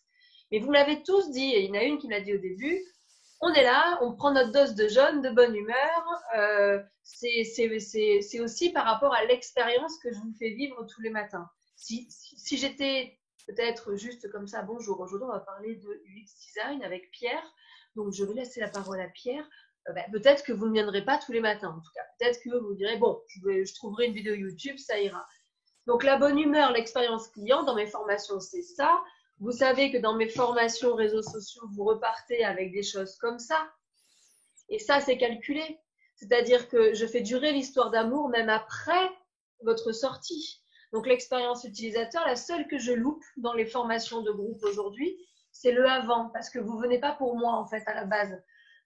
Quand j'ouvre les formations à la Chambre de métier notamment, c'est pas moi qui les ouvre et on n'a pas ce avant, donc ce sera réglé bientôt. Mais le pendant, j'essaie de vous faire vivre une expérience au-delà des réseaux sociaux qui sont mon alibi, comme tu as très bien dit pour le café ou autre, qui est un peu l'alibi, entre guillemets, selon les commerces. Mais en tout cas, je vous fais vivre une expérience et je vous quitte pas après. Et du coup, ça crée le lien. Il a très bien dit. Moi, je joue sur votre dopamine, hein, ça c'est sûr. Mais voilà, merci parce que c'était vraiment, c'est vraiment ça. Et un autre exemple, pareil, en fait, je fais de l'UX sans le savoir, mais sur mon site en ce moment, si vous allez sur mon site, j'ai caché de mon menu principal toutes les rubriques habituelles des formations présentielles, des formations ou du coaching que je mets en place parce qu'en ce moment, je ne peux pas les faire. Et pour que vous ayez un menu beaucoup plus simple, less is more, je les ai cachés temporairement pour n'avoir que les replays et les formations à distance. Parce qu'en ce moment, c'est que ça. Elles réapparaîtront quand je pourrai les réouvrir. Mais là, si vous cherchez coaching ou mes formations présentielles, vous ne les trouvez pas sur mon site. Donc, pensez vraiment à ça. Donc, c'est bien, je m'aperçois que je ne fais pas forcément des choses mauvaises. Je suis assez contente. Parce que l'UX que j'ai appris moi, ça ne s'appelait pas comme ça à l'époque. C'est il y a 20 ans, il y a 17 ans à l'IUT, on en a parlé, mais après, je n'ai plus eu ce message. Et donc, je suis très contente d'avoir du coup réentendu. Donc, du coup, je vois cet espace à Charlemagne, il est top, oui. La dopamine, la bonne humeur. Donc, question. Comment ça se fait que nous voyons Hello de Linda à l'endroit et UX à Pierre à l'envers? Alors, j'ai essayé de corriger. voilà, j'ai essayé de te le dire, Pierre, en tout début, quand tu as dit bien s'il a remis à l'envers, mais bon. Après, ça y est, les corrigé. Mais ça vous a fait une expérience utilisateur. Exactement. Donc voilà, hein, c'est juste qu'avec Zoom, on a une case à cocher, tout simplement. Donc, alors, on ne l'a pas évoqué, mais justement, ce genre d'expérience, enfin ce genre, pas celle-ci hein, forcément, mais il existe les mauvaises expériences utilisateurs volontaires, on les appelle les dark patterns. Et là, bon, alors c'est de la manipulation, hein, mais le scroll infini, par exemple, de nos téléphones, c'est un dark pattern parce qu'en fait, c'est hypnotique. On ne peut pas lâcher. On a du mal à lâcher. Et même, je vous disais, même moi qui le sais, hein, c'était quand? Il y a peut-être 2 ou 3 jours. 1 heure de vidéo YouTube Watch, je sais plus, 1 heure. Je dis, mais c'est pas possible. Comment mon cerveau n'a pas lâché ce scroll d'une vidéo de 2 minutes, plus une autre vidéo de 2 minutes, plus de personnes que je ne connais pas, de sujets dont je me fous finalement quand je prends du recul. Donc voilà, en effet. Tout à fait. C'est vraiment. Donc du coup, Aurélie dit dans le chat justement, je te manquais, tu es venue ce matin. Voilà, c'est que la dose de bonne humeur manquait. Ça me va bien. Sauf qu'on en a fait une, donc Émilie, sauf quand on en a fait une, après on demande quand même si c'est toi en présentiel. Donc oui, l'expérience utilisateur vous fait demander à la chambre de métier, c'est pas bien, normalement vous n'avez pas le droit de demander c'est Linda qui fait la formation. Mais normalement on peut pas le demander. Hein. Et moi aussi je demande, d'accord Chiara, je vais me faire taper sur les doigts. Mon Dieu, parce que moi je vous dis de pas demander, normalement vous n'avez pas le droit, je me rappelle. Donc voilà, donc par rapport à vos sites, c'est vraiment ça, parce que je sais que la plupart, vous avez fait notamment un site avec moi aussi en formation. Faites-le tester, je vous le dis toujours, faites-le tester à des gens aussi qui ne connaissent pas votre métier, à des gens que vous rencontrez, des copains de copains, pas forcément des trop proches, et aussi des proches, parce qu'ils ont quand même un peu des deux types d'utilisateurs, mais vous pouvez pas. Alors, Pierre, il travaille dans un système où il y a des vrais budgets pour l'UX design, donc tu ne peux pas nous dire le budget, c'est normal parce que ça dépend des projets. quand moi je vous forme, bon, si le budget n'est pas là pour faire appel à des personnes pour l'UX, c'est justement l'utilisateur. Il a bien dit, il faut se recentrer sur l'utilisateur. C'est lui qui vous dira, j'ai pas trouvé ajouter au panier ou je comprends pas. Vous savez, des fois, il y en a qui changent le mot ajouter au panier avec je le veux. Ce terme-là, est-ce que vraiment il faut le changer avec je le veux? Est-ce que ajouter au panier, finalement, c'est quand même pas le terme qu'il faudrait mettre partout? Faites-le tester parce que, comme nous a dit Pierre, et c'est parfait, on passe du temps sur beaucoup d'autres sites qui ne sont pas le nôtre. Et quand on arrive au nôtre, est-ce qu'on perd pas l'utilisateur? J'ai des personnes qui ont mis je le veux et qui, a priori, n'ont pas de mauvais retours. Je pense à une créatrice de sacs sur le centre Var, qui est dans son monde justement très très pétillant, très pareil un peu. Donc c'est je le veux ce sac à la place de l'ajouter au panier, mais pourquoi pas? Donc c'est vraiment important d'avoir le retour utilisateur. Est-ce que par rapport à vos sites, à vos produits, vous avez peut-être une question? Je sais qu'Aurélie, elle fait des gâteaux. Je peux dire que Aurélie, quand elle nous livre un gâteau, il y a la boîte, elle est nickel. Il y a sa carte de visite qui est collée très proprement dessus. C'est nickel. Enfin, c'est vrai que c'est une expérience, ça aussi. C'est Glass is more, c'est exactement ça. C'est le moins, c'est le mieux, mais c'est propre, c'est bien fait. La carte de visite respecte aussi les couleurs. Et c'est sûr que c'est beaucoup mieux que d'acheter un gâteau au champ ou en tout cas aussi au goût, on est d'accord, mais tu as l'univers. C'est vrai que là-dessus, les autres, je sais pas forcément, je n'ai pas forcément acheté, mais il faut absolument. Donc peut-être des questions sur des sites, sur des mises en situation. Profitez d'être en direct pour poser vos questions. Pierre, il y a Karine. Merci Pierre, tu es didactique. Oh, alors moi, la blondesse. Alors attention, ça veut dire quoi didactique? Moi, je connais pas les mots. Alors didactique pour moi, c'est quoi? Ça veut dire quoi didactique? Tu le sais peut-être Pierre, toi? Moi, je n'ai pas la définition instantanée là, de didactique. Ah, Ah, pédagogue, ok. donc d'accord. Enfin, d'accord. Bon, ça va, je suis rassurée. Après, qui savait ce que ça voulait dire didactique? Ok, dites-le que je suis pas la seule. Alors, je ne savais pas, mais finalement, je m'étais, de manière naturelle, le mot avait fait sens. Donc, voilà. Génial. Donc, Pas de ouais, souci. c'est Non, vrai. mais il n'y a pas à être désolé, Karine. Surtout pas. Combien de fois aujourd'hui j'entends ça parce que les utilisateurs se disent mince, j'ai cliqué, je me suis trompé parce que, par exemple, une erreur, quand vous voyez un message d'erreur, l'utilisateur prend l'erreur pour lui. Oh, mince, j'ai cliqué sur quoi, etc. Et on n'arrête pas, excusez-moi l'expression, d'ailleurs, je le dis, excusez-moi, donc on n'arrête pas de s'excuser. Non, c'est bien, Karine. Du coup, nous, on s'est enrichi d'un mot en plus, donc on a écouté l'utilisateur finalement de la webconf. On est didactique. C'est vrai, c'est vrai. Si vous êtes là, c'est que vous aviez peut-être une envie de. Marlène, par exemple, tu étais là pour quelque chose de précis, peut-être, par rapport à. Parce que tu n'as pas de site internet, je crois. Tu étais là pour quelque chose de précis par rapport à la. Alors attendez, comme on n'est pas énormément en vidéo, parce qu'après les autres je ne les vois pas, je vais vous permettre de remettre votre micro si jamais vous voulez prendre la parole. Normalement, vous pouvez réactiver votre micro si jamais quelqu'un veut prendre. Ah, Marlène, ça a bugué. Bon, ça a bugué. Marlène est figée. Si tu nous entends, Marlène, tu es complètement figée. Donc, vous pouvez prendre la parole, c'est peut-être plus simple que dans le chat, si vous avez peut-être un retour, une question, et sinon on peut conclure tranquillement dans quelques minutes. Alors, réfléchissez. Alors, voilà. Alors, pendant que vous réfléchissez, je vais prendre la parole encore une minute.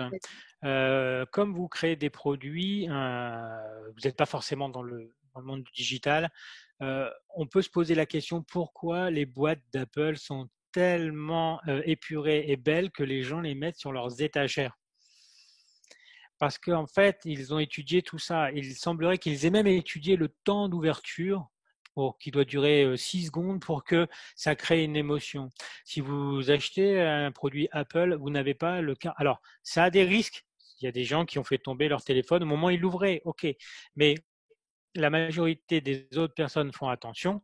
Et en fait, quand ils l'ouvrent, ils ont accès au produit directement. Non pas un carton d'un carton mal rangé, mal plié, etc. Donc oui, si vous êtes dans la création d'un produit peut-être plus esthétique, pas forcément un produit qui rend un service ou ménager ou mécanique autre, mais oui, votre emballage, l'emballage du produit va avoir un impact sur la relation au produit. Et pour finir sur ce que nous ne voyons pas et l'utilisateur voit, c'est normal que nous ne le voyions pas parce que c'est nous qui avons créé. Je dis souvent aux développeurs, mais le bouton imprimer, tu sais où il est puisque c'est toi qui l'as posé. Heureusement que tu sais où est le bouton imprimer. Mais quand au téléphone, les clients disent, j'arrive pas à imprimer, je vois pas le bouton, bah, c'est qu'il est peut-être pas au bon endroit, le contraste est pas bon, le dessin est pas bon. Et le développeur qui continue à me dire, ouais, mais il fait exprès, il est là, il est en haut à droite. Mais je sais que tu sais, puisque c'est toi qui l'as mis. Donc, je vais vous faire un petit exercice, quelques minutes. Ouais. Hop, Oui, bon, voilà. il y a les questions qui arrivent, donc on y répond Super. juste après. Ouais, mais Eh ben, Philippe, très bien. Un exercice qui va plaire à tous. Vous le voyez, l'écran? il arrive. Voilà, c'est bon. Voilà. Que voyez-vous? Des pierres. Super. L'exercice qu'on fait là, c'est que, bien sûr, c'est moi qui ai mis ou l'objet ou la situation, je le vois. Et quand vous le verrez, je vous assure, hein, quand vous le verrez, vous ne pourrez plus jamais ne plus le voir. Ah, un cigare, putain! Qui l'a vu? Tu l'as vu? Ouais, C'est je l'ai bien. vu. Waouh, super. À Waouh. l'instant, Il n'y en a parce que pas beaucoup qui le voient, hein. Il n'y en j'ai a pas cherché beaucoup du qui le coup. voient. J'ai cherché du coup. Ouais, voilà. Ah, Et il putain. n'y en a pas beaucoup qui le voient, hein. Mais une fois que vous le voyez, il existe sur le web, hein, vous mettez cigare dans le mur, vous faites ça à vos amis, et vous verrez que après, alors essayez de prendre une photo de belle définition, hein, mais une fois que vous le voyez, c'est fini, vous le voyez tout le temps. Et le bouton, ah, il y a des noms, je le vois pas. Aurélie ne le voit pas, mais votre bouton imprimé, bien sûr, vous savez où il est, c'est vous qui l'avez mis. Hein. Mais si l'utilisateur ne le trouve pas, posez-vous la question. Important. Oui, c'est Voilà. vrai que par rapport à l'image que tu montres, on se focalise au début sur la cendre en se disant c'est un petit caillou, c'est une Oui, lézard. Moi, je pensais une tête de lézard à un moment donné, comme tu disais, bien écoute, sûr, je passais par la tête de lézard, là, bien d'un sûr. coup, mon œil a vu le cigare. Bah, tu passes par tout ce que ton cerveau a appris. On met pas un cigare dans un mur. Par contre, on a des cailloux, oui. De temps en temps, il y a des petits animaux, des petits lézards en effet qui se cachent. Ça, c'est tout ce que tu as appris naturellement. Maintenant, ton cerveau a appris qu'on peut mettre un cigare dans un mur et du coup, tu le verras. Ça y est, c'est Alors, fini. effectivement. Et du coup, ça fait sens avec la question d'Émilie, comment peut-on simplifier les chemins sur la boutique en ligne? Eh bien, en te faisant tester et voir s'ils arrivent à Oui, acheter facilement. oui. Oui, Donc, ça- on a ce qu'on appelle le coût de l'interaction. Donc, on mesure tout. Quand on mesure tout, on le note. Alors, même ce qu'on n'a pas l'impression qui est important, il a scrollé, ok, il a scrollé 2 fois, 3 fois. Tiens, il a scrollé. Tiens, il a hésité, il a hésité. Et en fait, tout ce qu'on va réussir à raccourcir, je l'avais sur un outil que j'ai audité il y a quelques jours. Pour faire un copier-coller, il faut que je déplace la souris. C'est une action, déplacer la souris, viser l'objet, clic droit, me déplacer sur copier, etc. Alors que peut-être bah, juste avec je sélectionne l'objet et contrôle. Je duplique. Attention, ça ne veut pas dire qu'il faut toujours tout remplacer en une seule action. Il y a des utilisateurs avancés et des utilisateurs moins avancés, moins experts. Mais en tout cas, il faut travailler sur les chemins de simplification. En tout cas, pour Émilie, ce serait justement pour simplifier. Toi, ton but, ton site, c'est de vendre, d'accord? D'avoir de la vente en ligne. Donc, tu as tes pages de vente pure produit, un peu comme il nous a montré justement dans Vente privée où on scrolle avec les produits. OK. Donc là, ajouter au panier, on le verra à chaque produit. Par contre, c'est les autres pages. Sur les autres pages, tu étais là au blog, peut-être que tu vas ouvrir un blog. Il faut que sur ces pages de blog, au milieu de l'article, tu aies aussi un bout de catalogue, très facilement pour revenir à la boutique. Il faut des call to action, donc c'est soit des boutons acheter, bon, c'est pas très joli, donc on va essayer de trouver, mais soit des bouts de catalogue où on voit 4-5 produits avec un slide possible pour, en plein milieu d'un article qui parle de couture, il faut que tu aies tes lingettes, selon si ça parle plutôt de lingettes. Ou, tu mets pas ton catalogue complet, mais si on parle d'un objet qui peut être précis à vendre, hop, on fait le lien vers la boutique. Il faut qu'il y ait tous ces maillages internes. Moi, je dis souvent, et je le vois là, donc moi j'ai fait une erreur sur un de mes sites, les call to action, par exemple, si vous avez un long article ou une longue page qui se déroule, donc 2 ou 3 écrans, hein, 2 ou 3 scrolls, Ben, mettez un bouton d'appel à l'action peut-être à la fin du premier paragraphe, puis à la fin de la page. Ne le mettez pas qu'à la fin. Moi, en ce moment, sur mes formations, il est qu'à la fin et je me demande du coup si je devrais peut-être pas en mettre un aussi au début. Parce qu'il y en a, je vous rappelle, sur les sites, c'est ça aussi que je voulais dire, c'est bien. Il y a 2 types de profils, on l'a vu avec les couleurs, ceux qui passent à l'action rapidement, les jaunes ou les rouges, et ceux qui sont dans la réflexion, les bleus ou les verts. Il y a 2 types donc de profils. Il y en a qui veulent vite passer à l'action, qui ne veulent pas faire trop de scroll ou trop de pages pour aller acheter. Il y en a qui vont comparer longtemps ou qui vont lire un peu plus sur le produit avant d'acheter. C'est ceux qui sont dans la réflexion. C'est pour ça qu'un appel à l'action assez haut pour les rouges-jaunes, c'est très important. Et pourquoi pas dans la même page encore plus pour ceux qui veulent lire, ou un fameux bouton en savoir plus qui les redirige vers une page complète pour la réflexion. Donc pensez, comme il a dit Pierre, à tous les utilisateurs. Ou c'est une question de niveau, donc on laisse le clic droit copier par exemple parce qu'on ne connaît pas les raccourcis clavier, mais on les laisse quand même. Et pensez aussi à tous les types de profils, il y a tous les niveaux ou tous les types de profils. Donc fais-le tester ta boutique. Moi, je vais y aller, Émilie, peut-être avec mon œil aussi, mais fais-le tester à des gens plus, c'est pas bien ce que je vais dire, plus âgés qui n'ont pas l'habitude peut-être de la manipulation site. Vérifie la version mobile, c'est très important. Dans quelques mois, tu verras que si on le visualise à 80% sur le mobile, bah, il va falloir optimiser plutôt la version mobile et pas la version PC. Hein. Toujours les utilisateurs en premier qui vont vous dire où il faut aller. Alors, je regarde du coup, j'ai aucune idée de combien de temps. Je veux bien tester le site, Émilie, si ça t'embête pas, je vais te tutoyer. Et en effet, je confirme 2 choses. Alors, le call to action, en effet, à certains endroits stratégiques, parce que oui, il y a quand même un appel à l'action. Hein, c'est pas un Wikipédia. Il faut qu'il y ait une relation avec votre client. Et surtout, le même call to action, parce que le call to action, il a aussi ses codes. Ça va être le ajouter au panier couleur verte, par exemple, chez Amazon. Voilà. Mais il n'y aura pas un autre bouton qui va s'appeler ouvrir le détail de l'article en vert. Parce que sinon, l'utilisateur, on ne va pas comprendre. Mais c'est quoi le bouton que… En fait, quand vous faites un call to action, vous essayez d'appeler quelque chose auquel il ne réfléchit pas, il ne pense pas. C'est les fameux réflexes primitifs du bonhomme orange que vous voyez parmi les bonhommes noirs. Voilà, c'est facile. C'est celui-là, le bouton. Il est gros, il y a de nombre. Il faut que j'appuie, hein, comme le buzzer. Donc, voilà, faites attention que votre call to action Ouais, soit tout à fait. bien Le unique. code couleur unique, ouais. Et Émilie nous demande comment on sait s'ils ont scrollé. Alors malheureusement, je suis pas sûre que sur un site on puisse le voir avec. Euh, Alors, moi, ce que j'aurais fait techniquement aujourd'hui, ce qu'on essaie de faire, on n'est pas non plus toujours à la perfection. Donc, ce qu'on essaie de faire avec les collègues, c'est on est à un ratio de pages. Donc, on va savoir qu'il est à 10%, 20%, en gros.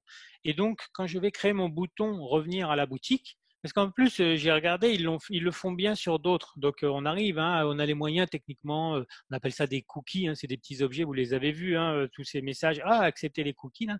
Donc, on arrive à mémoriser beaucoup d'actions. Si vous saviez, de toute façon, vous le voyez, vous allez sur des sites ou sur vos mails et vous voyez plein de pubs d'un truc que vous avez recherché il y oui, a 3 jours. Voilà. en tout cas, Émilie, il faudrait le coder. En tout cas, par rapport à l'outil que tu utilises, on pourrait laisser d'installer un cookie. Mais bon, moi, ça dépasse. Je suis plus à jour dans le développement de cookies purs.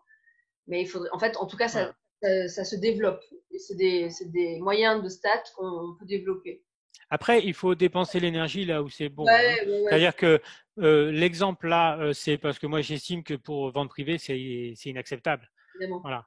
Mais pour vous, il y a peut-être moyen. Enfin voilà, on n'est pas. Voilà, il faut dépenser l'énergie utile. Vaut mieux un bon call to action. Il vaut Voilà. mieux mettre un call to action en haut et en bas, au moins tu sais, peu importe, tout à fait. Ouais.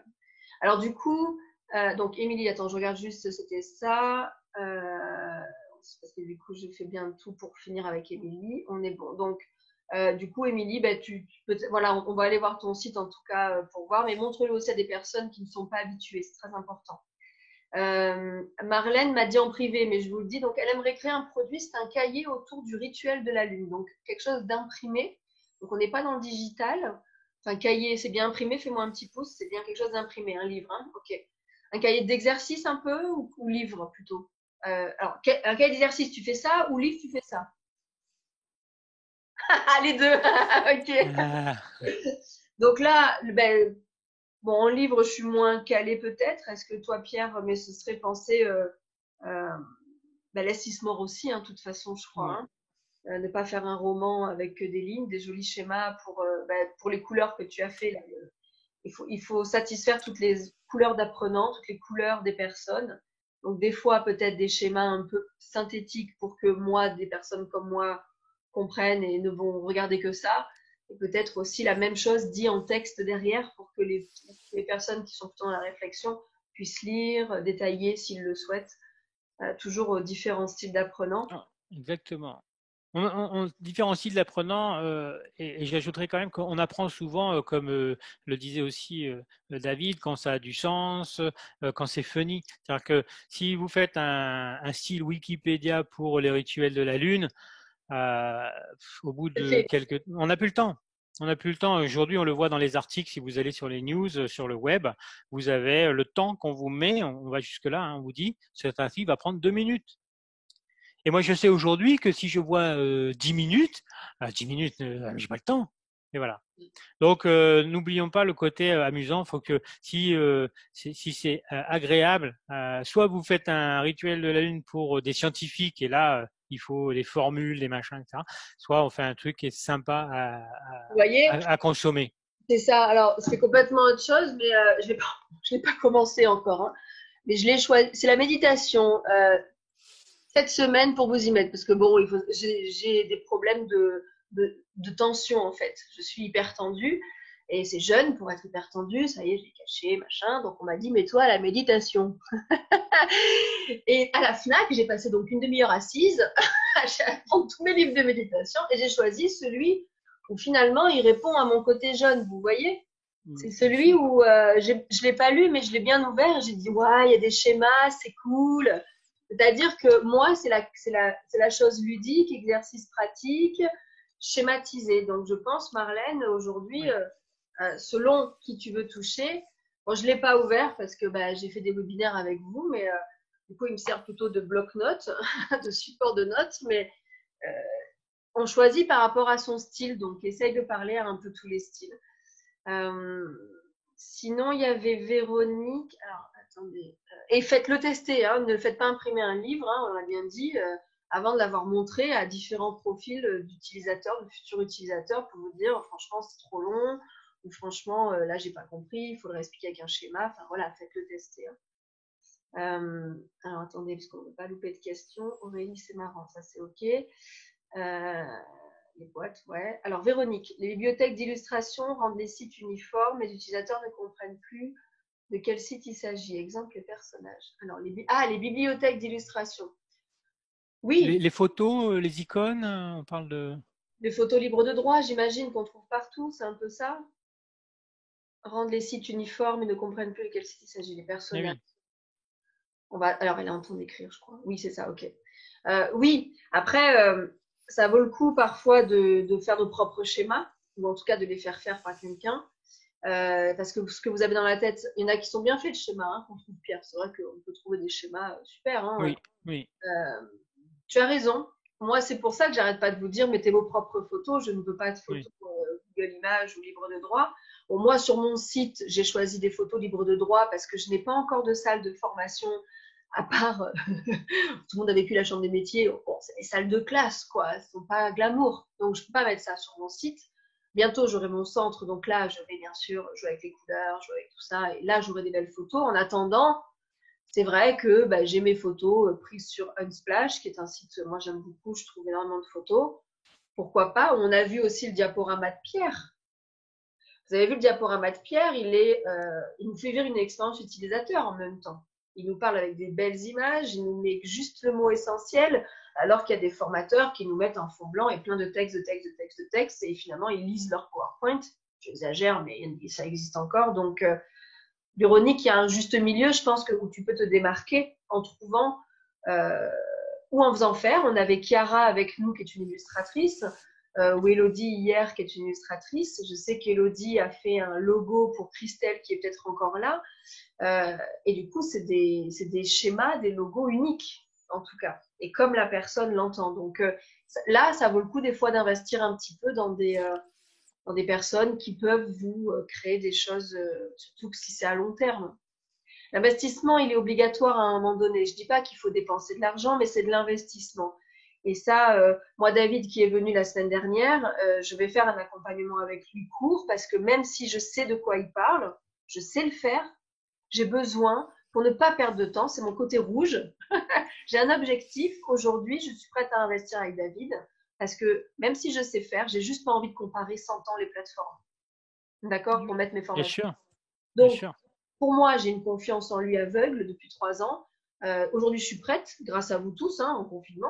Je vais investir avec David. J'ai pas le temps d'aller choisir entre LearnyBox, System.io, machin, je ne sais pas. Je fais confiance et je vais investir. Donc, pareil, Véronique, si on n'a pas le temps d'aller chercher ou qu'on trouve toujours les mêmes, ben, ça vaut peut-être le coup d'investir à quelqu'un qui nous crée nos. Après, je dis quand même toujours dans votre site, et Pierre l'a bien dit d'une manière différente, quand il vous dit vous passez tellement de temps sur les sites des autres qu'il ne faut pas que ce soit trop différent sur votre site. Moi, je dis toujours, faites en sorte que votre site vous ressemble, ok, grâce à vos photos finalement, mais qui plaise au plus grand nombre quand même dans l'architecture. Le fond blanc, le fond clair, c'est ce qui est à la mode aujourd'hui. Il y en a qui me disent ça fait hôpital. J'ai entendu ça en formation. Oui, mais vos photos vont ramener de la vie, vont ramener des couleurs. On peut faire un fond bleu, un fond rouge, un fond noir. Les fonds noirs ont été à la mode, Pierre, peut-être il y a 3 ans, je crois. C'était le noir, c'était le classe. Maintenant, c'est revenu au blanc. Ça peut être, mais on va éviter des couleurs peut-être trop tranchées parce qu'il faut quand même plaire au plus grand nombre et ne pas perturber l'utilisateur, je pense. Si Brigitte, qui est partie, là, elle est en train de refaire son site, elle est partie, elle fait de la poterie. Elle regardera le replay, donc je lui dis, c'est peut-être justement les photos en fond prennent beaucoup trop de place, je pense, plutôt que si on avait un fond clair, comme elle a de la poterie très colorée, un fond blanc, les photos parleront d'elles-mêmes et donneront tout ça. Tu me coupes, Pierre, si tu as une autre version. Non, non, je suis en phase. Je suis en phase sur j'allais dire le processus. Si vous devez expliquer comment se créent les choses chez vous, donc un principe de processus, on va aller sur l'imagerie. Et en effet, moi, je travaille actuellement le sujet. Bon, il est un peu plus gros que le tien de livre, mais en fait, mais en fait, il est bourré d'images. On voit un peu moins avec les effets de voilà. Oui, on le Et voit. en fait, c'est un livre qui explique comment dessiner ses idées. C'est pour le travail qu'on va appeler de facilitation graphique ou autre. Oui, quand c'est fait à la main, en plus on voit que c'est fait à la main. J'ai eu cette relation une fois une fois que j'ai posté mon CV sur LinkedIn, je me suis accepté de faire un CV bande dessinée. Et quand je l'ai mis sur LinkedIn, en fait, j'ai été très très très surpris de la réaction des personnes à la lecture. Je pense que c'est le post qui a eu le plus de lecture chez moi. Et en fait, j'ai bien senti cette relation au vrai dont a besoin l'utilisateur. Donc, si on peut, pour des schémas, on va faire des dessins, oui. Ensuite, pour les photos, il faut faire attention de ne pas faire de la photo de trop mauvaise qualité non plus, parce que sinon, on voit mieux le cigare que les autres. Donc, donc, non, tu as un très bon œil quand même. Mais ce que je veux dire, c'est que soit vous faites du style vintage, ok, de la photo, donc on voit pas trop quelle est mauvaise qualité parce que c'est un choix, parce que ça va avec votre métier. Sinon, moi là, pour l'exercice, je ne pouvais pas forcément prendre des photos sur chaque situation. Mais des moments, il suffit. Alors, il faut pas prendre sur la première page. Creuser un peu, parce que les galeries de photos, il y en a des super. Moi, j'ai vu des photos humoristiques. J'enverrai deux, trois liens, mais des trucs super sympas. Après, il faut les recadrer. Donc, pas toujours la première page, sinon c'est celle où tout le monde l'a. Voilà. Donc, on creuse un peu et après, on recadre un peu, on remet et on n'a plus du tout la même photo. Donc, faut pas. Je pense qu'on peut travailler quand même la photo pour pas avoir non plus 100% la même que tout le monde. Ok. Laurence nous dit que c'est pas facile de faire tester son site dans son entourage, qui n'a pas toujours objectif. C'est ça, parce qu'ils connaissent aussi ton projet depuis longtemps. Alors, je lance un truc peut-être entre utilisateurs qui ne se connaissent. Là, vous êtes plusieurs, vous avez peut-être des noms que vous avez peut-être apparus, peut-être échangé, un test de site peut-être très rapide. quand on dit test, vous en avez pour un quart d'heure, vous essayez d'acheter quelque chose, vous n'avez pas forcément le coût de l'achat. Et si c'était naturel, c'est OK. Si vous avez des petites remarques constructives, vous les envoyez mutuellement peut-être. Enfin, je dis ça, je lance cette idée, parce que moi, j'aurais pas le temps de vérifier tous vos sites, hein, ça c'est sûr. Mais essayez de trouver, ou alors des connaissances, ou moi je dis toujours, c'est le conjoint de la cousine, ou le conjoint du cousin, qui vous connaissent, mais pas tant que ça finalement.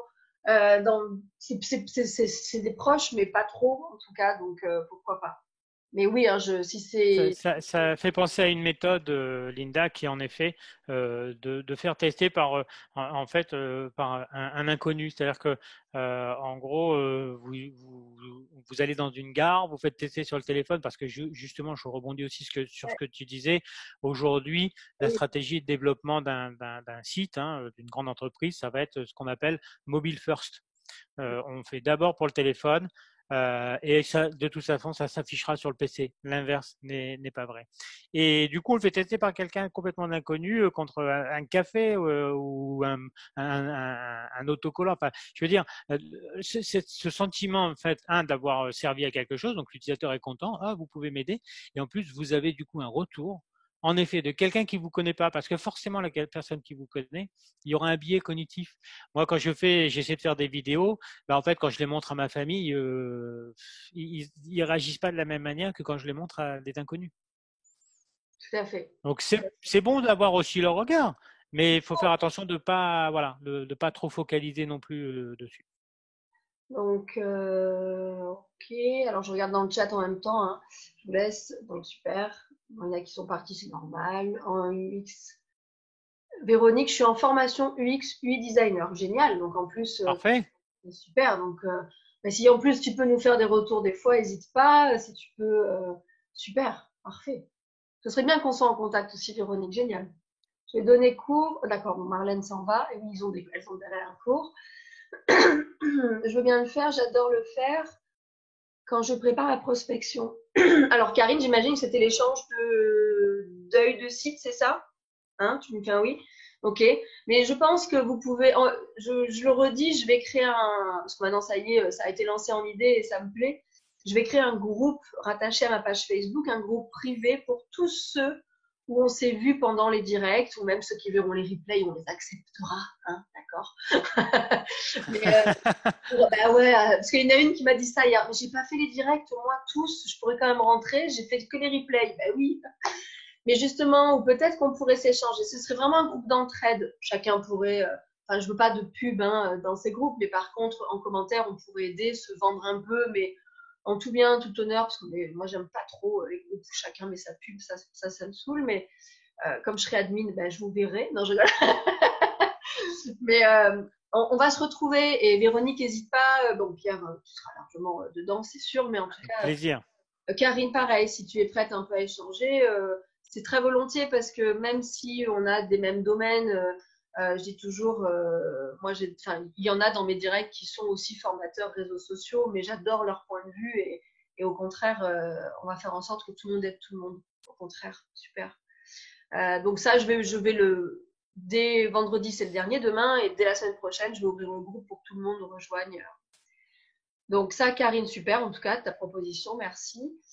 Sur les réseaux sociaux, en confinement, les gens sont très dispo, évidemment, hein, ça c'est sûr. Moi, je l'ai vu la différence par rapport au direct, au webinaire. Grâce au webinaire, j'ai eu des retours précieux sur le site tout jeune. C'est super, ça me permet d'avancer. Merci, Karine. Ok, super. Donc au plaisir, bah, génial. Bon, bah, voilà, ça parle entre eux. Hein.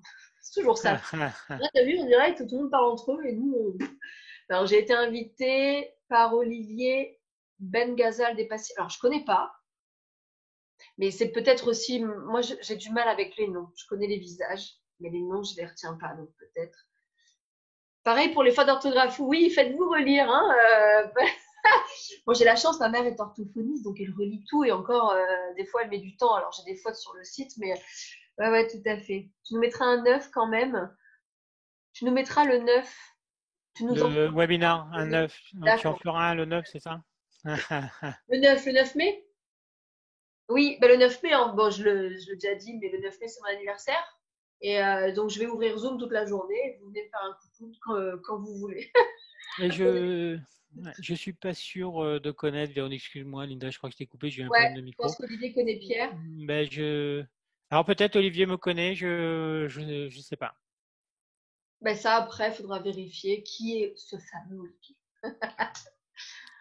Mais génial, en tout cas, je le redis à chaque fin. Et Pierre, après, je te laisserai conclure, mais on est pas mal, je pense. C'est vraiment, prenez, là, reprenez le replay, parce qu'on ne peut pas retenir tout en direct. Reprenez le replay. Il faut absolument que vous arriviez à ne pas prendre la critique comme mauvaise. Comme a si bien dit Pierre, écoutez l'utilisateur, c'est lui qui vous montrera la voie, même si vous pensez l'inverse. Moi, j'adore ton chemin avec le pavé et nous, on coupe tous, évidemment. Donc, Bien sûr. c'est exactement ça. Si on peut le faire tester avant, c'est mieux, mais certains ont déjà un site, ont déjà tout ça. Donc, c'est pas grave de le faire maintenant, mais accepter de remodifier pas mal de choses. C'est le jeu pour qu'ensuite, parce que le coût sera on perdra plus à ne pas le faire que à investir pour le faire. On est C'est bien. bon ça, c'est Parce bon. que vous avez été bonne. En démarrant l'explication, mais elle est bonne à la fin. Non, vous reprenez le slide, il a très bien dit sur son slide, ça coûte moins cher d'investir que les pertes derrière. Mais le replay, Véronique, c'est toujours sur le même endroit où tu étais ce matin pour trouver le lien. Ce matin, tu es allé sur un site peut-être. Ah non, tu n'es pas allé sur un site. Donc c'est 1Q2C. Attends, je vais te le mettre. www.1q2c.fr. Je te l'ai mis dans le chat. En fait, c'est un lien unique. Tu arrives sur une page où il y a les futurs webinaires et tout en bas, tu as tous les replays depuis un mois. Depuis un mois, il y a plein de Eh, choses. oui. Pierre, du coup, donc il y aura le replay de ce matin dès à 14-15 heures, je pense, ou ce soir maxi si je suis coupée, mais il y a plein d'autres infos. Et le design thinking, Pierre, je retiens parce que même si j'en ferai plus tous les matins, tout simplement parce que maintenant, il faut que je pense à mon déconfinement, hein, c'est juste ça. J'en ferai plus tous les matins, mais je pense quand même garder une fois par semaine parce que moi, je pourrais pas me désintoxiquer de vous aussi vite, hein, je crois. Ça va être dur de Nous non plus. voilà, une fois par semaine, mais je garde ta proposition, pourquoi pas design thinking, parce que c'est quelque chose qui est vraiment là. Dans le webinaire couleur, d'ailleurs, j'avais quelques exemples faits par des collègues en design thinking et ça parle. Enfin, à nous, les jeunes, jeunes rouges, ça parle. Exactement. Parce que c'est beaucoup plus rapide à absorber. C'est sûr que les bleus-verts, ils préféreront peut-être plus lire les détails et la réflexion, mais il faut des deux. Merci. Pierre, je vais te laisser le mot de la fin. Ben, merci à toi, Linda, hein, pour cette invitation. C'était super. J'ai passé un bon moment. Bon, j'espère que je vous ai pas trop gonflé avec ma petite histoire personnelle. Mais c'est vrai que j'ai cherché longtemps et je voulais pas que tu le saches. J'ai cherché longtemps cette entrée qui ferait que voilà, ce serait marquant et que derrière j'aurais le fil rouge. Donc je pense que je vais le garder. Voilà. Donc merci à tout le monde, merci de votre écoute. Et puis n'hésitez pas si vous voulez que je passe regarder votre site, il n'y a pas y a pas de souci.